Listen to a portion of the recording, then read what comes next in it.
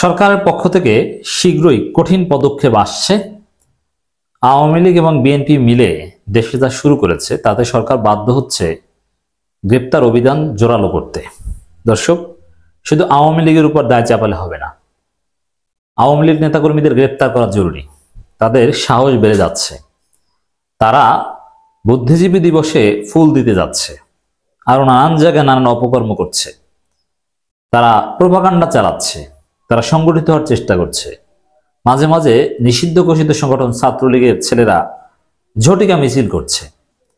এজন্য আওয়ামী লীগ ছাত্রলীগ গ্রেপ্তার দেশের আইন শৃঙ্খলা পরিস্থিতির জন্য, স্থিতিশীলতার জন্য জরুরি। গ্রেপ্তার করতে হবে, সরকার সেই সিদ্ধান্ত নিয়েছে। একই সাথে আমরা বলতে চাই, বিএনপিও তো সেম কাজ করছে। বিএনপি চাঁদাবাজি করছে, দোকানদারদেরকে চাঁদা দিতে হয়। চাঁদা ছাড়া, বিএনপির লোকজনকে চাঁদা দেওয়া ছাড়া কোনো কাজ হয় না। আওয়ামী লীগ যেখানে 100 টাকা নিত, এখন নাকি তার 120 টাকা নেয়। এবং বিএনপির কোথাও কোনো প্রোগ্রাম হলে দুই গ্রুপে মারামারি করে জনগণ আতঙ্কিত হয় এবং প্রতিনিয়ত হত্যাকাণ্ডের ঘটনা ঘটায়। ছাত্রলীগের ছাত্র দলের উপজেলা সাবেক সাধারণ সম্পাদককে হত্যা করে, এরকম প্রায় 25টার মতো হত্যাকাণ্ডের ঘটনা ঘটিয়েছে। অতএব সাধারণ জনগণ কখন বিএনপির দুই গ্রুপের মারামারির মধ্যে পড়ে নিহত হয় বলা যায় না। তো এই যে সন্ত্রাসী কর্মকাণ্ড বলতে যা বুঝাই, আওয়ামী লীগ বিএনপি মিলেমিশেই করছে। আওয়ামী লীগের লোকজনকে বিএনপি আশ্রয় দিচ্ছে, টাকা খেয়ে জামিন করিয়ে দিচ্ছে। আওয়ামী লীগের লোকজনকে বিএনপি মামলা প্রত্যাহার করে নিচ্ছে এবং আওয়ামী লীগের লোকজনের কাছ থেকে লক্ষ লক্ষ টাকা নিচ্ছে মামলার ভয় দেখিয়ে। অতএব দেশে যে এখন অস্থিতিশীলতা কিংবা বিশৃঙ্খলা, এটা আওয়ামী লীগ বিএনপি মিলেমিশে শুরু করেছে।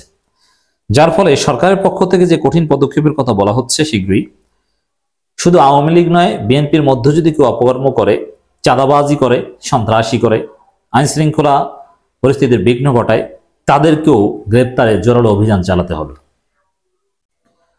আইন শৃঙ্খলা সভা শেষে আসিফ মাহমুদ বলেছেন, আওয়ামী লীগ নেতাকর্মীদের গ্রেপ্তার অভিযান আরো জোরদারের সিদ্ধান্ত। হ্যাঁ, আওয়ামী লীগ বিএনপি যা করেছে, বিএনপি নেতাকর্মীদেরও গ্রেপ্তারের অভিযান এভাবে জোরালো করতে হবে। বিএনপির যারা ভালো, বিএনপির লোকজন খেপছেন, নেতিবাচক মন্তব্য করছেন, না ভাই, আপনাদের কথা তো বলছি না। যারা বিএনপির নামে চাঁদাবাজি করে এবং বিএনপির পদধারীরাই করে, বড় বড় নেতারাই করে, যারা এক বিএনপি আর এক বিএনপিকে হত্যা করে। আজকে আপনি আমার বিরুদ্ধে বলছেন আমি বিএনপির লোকজনকে গ্রেপ্তার করার কথা বলছি, এজন্যে দিন শেষে আপনার অন্য বিএনপির আর এক গ্রুপ আপনাকে হত্যা করবে। আপনি যে আমার বিরুদ্ধে বলছেন, আপনি জানেন বিএনপির লোকজন কি অবস্থা, মানে একেবারে পাগলের মতো, পাগলা কুত্তার মতো হয়ে গিয়েছে খাওয়ার জন্য। মনে করেছে ক্ষমতা এসেছে, তারেক রহমানকে এভাবে খেয়ে দিচ্ছে, তারেক রহমান রাজনীতি শেষ করে দিচ্ছে বাংলাদেশে। তো এখন যদি বিএনপির লোকজন সিদ্ধান্ত নিতে পারে যে না, আওয়ামী লীগের লোকজন গ্রেপ্তার করবে, বিএনপির যারা অপকর্ম করবে তাদেরকেও ধুমায় গ্রেপ্তার করুক সরকার, তাহলে বিএনপি বেঁচে যাবে, বিএনপি অপরাধী মুক্ত হবে, বিএনপি ক্ষমতা আসতে পারবে। অতএব আমি যে বক্তব্যগুলো দিচ্ছি, এটা বিএনপির জন্য কল্যাণকর। শুনতে আপনাদের জন্য আপত্তিকর মনে হলো, এটা বিএনপির জন্য কল্যাণকর। আওয়ামী লীগ নেতাকর্মীদের নানান অপতৎপরতার পরিপ্রেক্ষিতে গ্রেপ্তার অভিযান আরো জোরদার করার সিদ্ধান্ত হয়েছে বলে জানিয়েছেন স্থানীয় সরকার পল্লী উন্নয়ন ও সমবায় উপদেষ্টা আসিফ মাহমুদ সজীব ভূঁইয়া। স্বরাষ্ট্র মন্ত্রণালয় সভাকক্ষে আইন শৃঙ্খলা সংক্রান্ত উপদেষ্টা কমিটি সভা শেষে তিনি কথা জানান। সভায় সভাপতিত্ব করেন স্বরাষ্ট্র উপদেষ্টা লেফটেন্যান্ট জেনারেল অবসরপ্রাপ্ত মোহাম্মদ জাহাঙ্গীর আলম চৌধুরী। ব্রিফিং এই সময় তিনি আসিফ মাহমুদের সঙ্গে ছিলেন। দেখেন আসিফ মাহমুদের স্ট্যাটাসটা কি। আইন শৃঙ্খলা পরিস্থিতি সংক্রান্ত সভা শেষে সাংবাদিকদের সাথে কথা বলেন আসিফ মাহমুদ। বৃদ্ধ, বয়স্ক, ম্যাচিউর তারা বলেন না, এই আমাদের ছোট ভাই আসিফ মাহমুদরাই বলেন। এটা সরকারের মধ্যে তার প্রভাবের একটা প্রমাণ। দর্শক, এখানে আমরা যেটা বলতে চাই, আওয়ামী লীগ ছাত্রলীগ গ্রেপ্তার করা হচ্ছে না, যথেষ্ট গরিমসি। আমি প্রমাণের ভিত্তিতে বলছি, অনেক ডিবি অফিসার ছাত্রলীগকে গ্রেপ্তার করতে চায়, আবার মাঝে মাঝে ঠিক করে গ্রেপ্তার করবে, লোকেশন ট্র্যাক করে স্টার্ট করেছে অভিযান।